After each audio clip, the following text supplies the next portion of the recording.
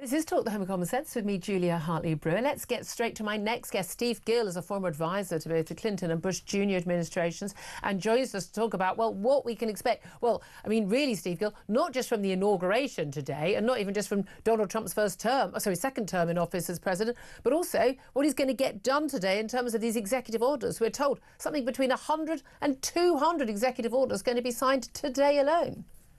Yes, well, all the focus is on the ceremonial stuff, swearing in Donald Trump, all the galas and balls and everything. The real work also starts today at 12:01. As you mentioned, he's expected to sign as many as 200 executive orders. But you will see people in the black tie and formal gowns headed to the balls and galas, many of them sporting the red MAGA hats, which isn't typically formal wear, but you're going to see plenty of those as people celebrate the reemergence of Donald Trump. You know, a lot of people, Julia, on the left were saying that it would be a cold day in hell before Donald Trump would end up back in the White House. Well, the weather in Washington seems to be complying, as it was snowing and icing yesterday. Will be brutal cold today, and a lot of the events have been moved inside because of the weather and because of security. I've been coming here for a long time. I actually worked through a transition from first Bush to Clinton. I've never seen the security like it is. You have Vice President J.D. Vance is staying just around the corner from where I am, and they have huge dump trucks surrounding the building to prevent even a car bomb from being able to access, getting close enough to do damage. Well, I mean, the man survived at least 2 assassination attempts. Yes. One got very, very close, as we know, during the election campaign. I'm glad they've actually bothered with this security at long last. I mean, it is extraordinary, isn't it? I mean, he will be absolutely gutted. He's not going to have those big crowds outside. Now, it was quite amusing, wasn't it, in 2016 when his team they had alternative facts, didn't they? I think it was Kellyanne was saying, you know, basically, he had bigger crowds than ever. No, there were more crowds for Obama. It's just simply not true. It wasn't the case. But it's still going to be, you know, very star-studded. We've already seen some.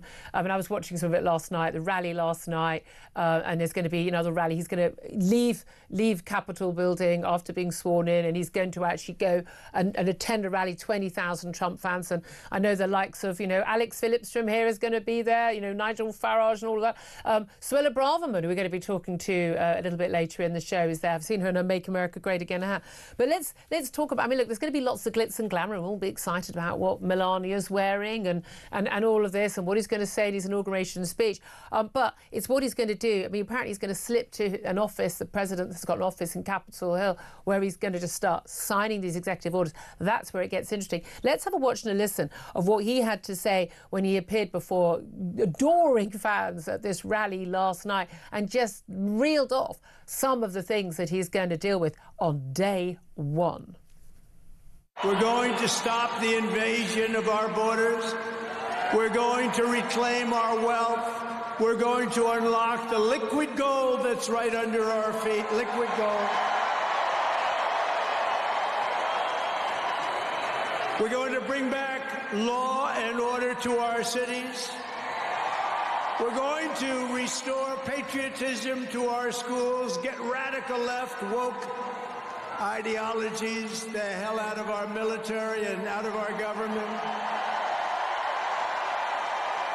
And we are going to make America great again.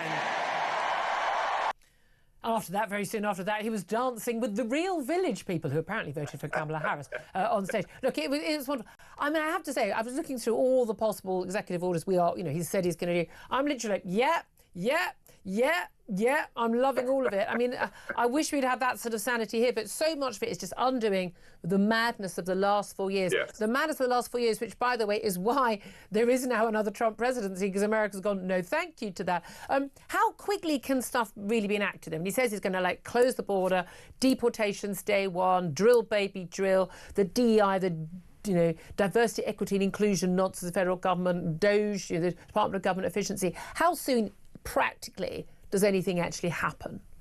Well, many of these 200 executive orders, as you mentioned, are undoing what Biden imposed as executive orders in the past. It'll take a while for legislative work to begin because the Republicans now have a narrow control over the U.S. House, a narrow control over the U.S. Senate, and it will take a while for Donald Trump's nominees to the cabinet to get secured and be at work. But Tom Homan, the border czar, has made it clear that the raids on illegal immigrants who are those who have committed violent crimes here and in the countries they've left.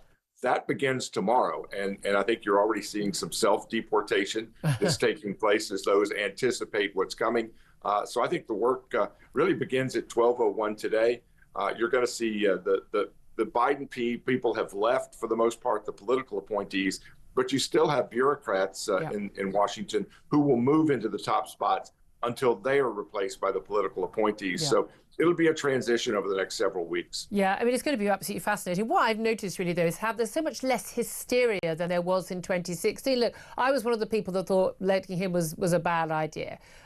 He actually did some pretty good, sensible things. I didn't like some of them. I mean, you know, there's never been a politician I've agreed with on everything, but I've certainly been horrified by what's happened under Biden and Harris, that's for sure. I certainly think that what he's doing is taking people back in the right direction. Do you think there's quite a lot of the American, completely Democrat-dominated media, other than Fox News, do you think that there is an understanding from them now that, you know what, he has got a mandate, he's got not just the White House, he's got both houses of Congress, he's also got, you know, the Supreme Court with his nominees, got the majority, that actually he is what America wants?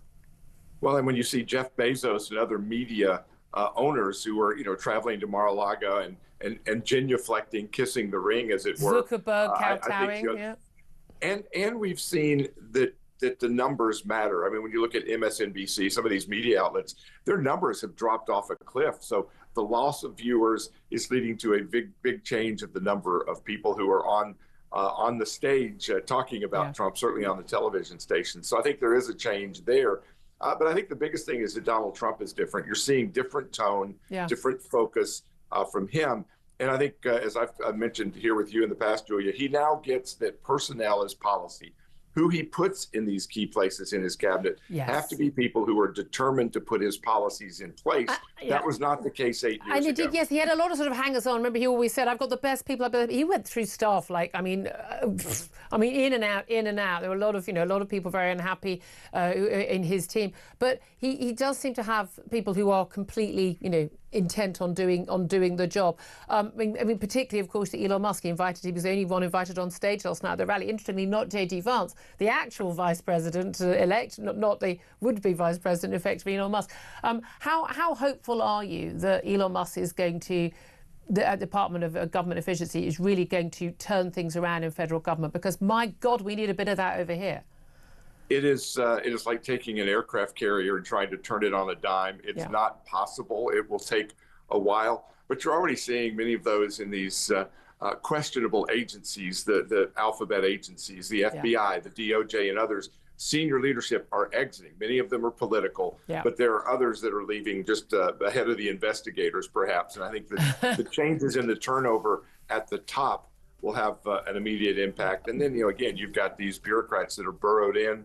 It'll take a while to clean them out. Yeah, absolutely. Thank you so much for that, Steve Gill. I really appreciate it. It's a very busy day for you, former advisor to both Clinton and Bush administrations.